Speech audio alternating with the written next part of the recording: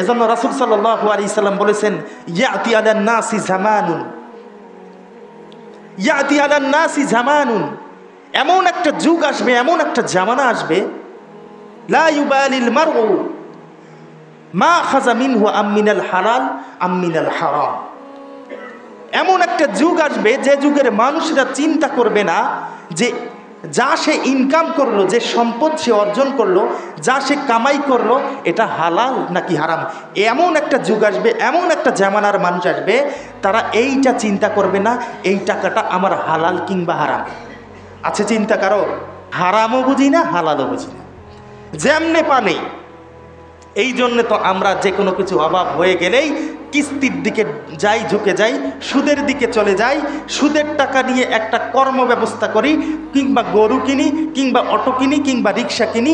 ওই টাকা দিয়েই খাটিয়ে খুটিয়ে আমরা বারবার কী করতেছি, নিজের ইনকামের ব্যবস্থা করে প্রতিদিন 500-1000 ইনকাম করে খাচ্ছি, নিয়ে আসতেছি আর খাচ্ছি। এটা কি হালাল না হারাম? হালাল না হারাম? কিস্তির টাকা তো না হালাল না হারাম বলেন তো? এমন কিস্তির টাকা যে কিস্তির টাকা আপনাকে দিবে না আপনার স্ত্রীকে ছাড়া।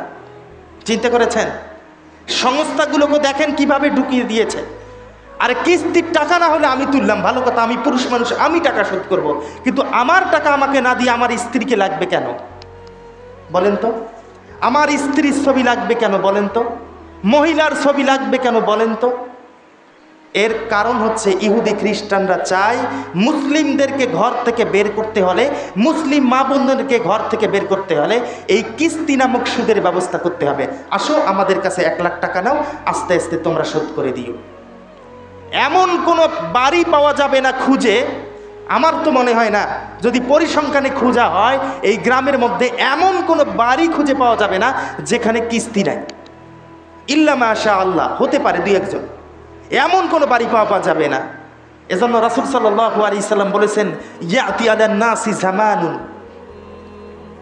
ইয়াতি আলান নাসি জামানুন, এমন একটা যুগ আসবে, এমন একটা জামানা আসবে, লা ইউবালিল মারউ মা খাযা মিনহু আম মিনাল হালাল আম মিনাল হারাম।